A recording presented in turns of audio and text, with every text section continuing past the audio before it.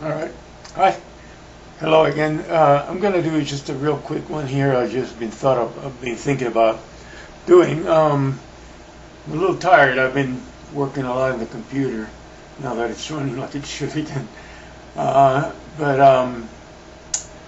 after starting the series of Fly the Garuda, which I think is going well, I got two episodes done, and there could be 20 some. I wanted to talk a little bit about language and how to approach language and how to perhaps use language when receiving a teaching.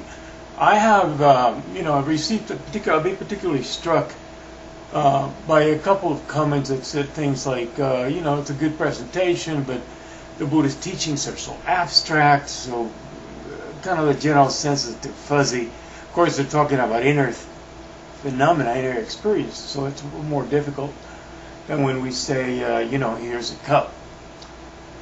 Do I have a cup? Yeah. I've used this example before. This is cup. That's easy to grasp, right? So the difference is if I say sadness, happiness. Well, you can look at someone also, and that's part of Sambhogakaya speech. You can sense, or that's speech. Not as specific, perhaps, as scientific speech, significant to the 6th decimal place or whatever. But it is communication, and words, are used in Dharma. I mean, what else? Of course, there's art and dance, and this in just for the mandala forms, the yantra. So all kinds of everything is really used in Dharma to teach. In language, of course, is the primary way to teach. But in language, we kind of assume that, the sounds that we make, if I say house, that house means something, but if somebody spoke Spanish and I went, house, house, they'd think I was imitating a dog, because in Spanish, how is how a dog barks, right? So the sound itself, the letters strung together themselves have no intrinsic meaning. We project the meaning, give the meaning, and of course it's organized enough you can have a language and read a book and thank heaven for that. It's wonderful. The same thing with speech. You understand me now because of the conventions of the English language. But the sounds themselves, even when they're coordinated perhaps by mapping in our brains, it has developed through thousands of years of humans beginning to use grunts and whatever as speech, even coordinating with the brain. The meaning is projected onto the words, and perhaps also ingrained in the brain, and then the pattern, the grammar patterns projected onto the words. So the words themselves, the sound themselves have no meaning. There's a Zen saying that says, don't get caught by the finger pointing to the moon. Look at the moon, or see the moon. That's the same sense. Ironically, I will mention I used to correspond with a lama, a young lama, in Mysore, India. I used to send some help, and at one time, in my young years, in my 20s, I said something, I'm trying to sound very esoteric, I guess, about the finger pointing to the moon and all that. He just wrote back and said, I don't know what that means, I really want to know. It was a humble guy like most lamas, so he had no idea, because I was talking Zen is from a Chinese tradition, or Japanese, and Tibetan Buddhism is from Tibet. They, in a lot of ways, don't overlap. So anyway, just aside. But the point being, when you hear the words, when you hear, mind, the nature of mind, space, the void. Lama Shenpen has done a lot of work on this, and what she points out is these words have like a resonance. It's like, imagine you throw a pebble into a still surface and then the waves go out. That's the same way if I said mind. There's the word mind, and then there's the waves of connotations. If we were writing poetry, it would be very simple to understand, or literature. Because in poetry, everything is metaphor. The bird flying into the open sky, it's freedom. Or the red hot fury of a bolt of rage, whatever, it's metaphors that have connections. In the same way, when we hear the words of the Dharma, we can try to pin down exactly the technical terms. And of course, there are schools that, do that, and you can study Tibetan and get the exact term, blah, blah, blah.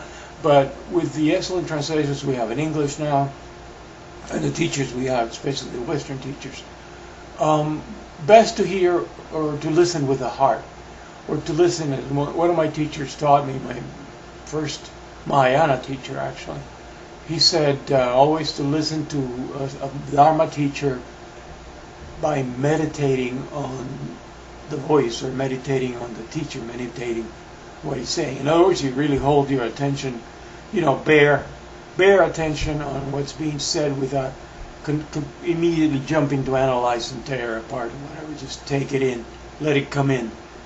When I focus on the breath, if I meditate, it's just breath, breath. Then the same as voice or speech, but not even, speech, you know what I mean. Opening that way and allowing the words to resonate, because that resonance is within your experience, within your being, that the words are trying to get at something that's here. If speech did not exist, this awareness, this nature would still be present, inevitably, because for all experiences, the nature of mind is a prerequisite, is the screen upon which all phenomena, all thoughts, all sounds are projected. So, when you hear the words, when you hear a teaching so esoteric sounding like Flight of the Garuda, let the poetry of the words penetrate you. Especially, go to clearlightvideos.net, download the text, read it as poetry, let it take you. Who knows? It might really open that dimension to you because of the poetry. Poetry is a great vehicle. One of my favorite poets is Jalaluddin Rumi, who is, founder of the Dervish tradition. He was, I guess you'd say he's a Muslim. He's Islam, follower of Muhammad, but so far, above any specific religion, specific tradition, because he conveys the direct experience in very powerful, evocative terms, and takes you here and there and rips open, your cover and exposes you to that which is. So in any case, like I said, speech, remember to take it as a poetic kind of a thing, not a scientific, precise, exact thing, and to just sort of allow the resonance to penetrate your heart. And if it doesn't resonate, throw it away. Don't waste your time just over and over trying to open up some rock that doesn't yield anything for you.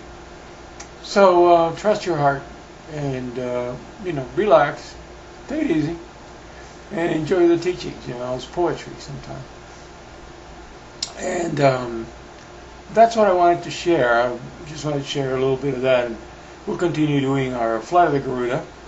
And also I'm planning to do a little bit on the Nondro, because like I said, I'm going to have two tracks here, the fundamental basic Orthodox track and the, Orthodox as well, but the nature of mind track. So, I have to remember, remind you, this is an Orthodox, you might say, Buddhist program or project. It's based in the Enigma and the Kagyu, Karma Kagyu primarily. And because of that, we will give you, some of the basic foundation teachings that you need. You got to have, and of course, I'm sure you're studying already, as well as teachings on the nature of mind, which any tradition, anyone can probably resonate to. Well, for that, I say Tashidalek, and we'll see you very soon.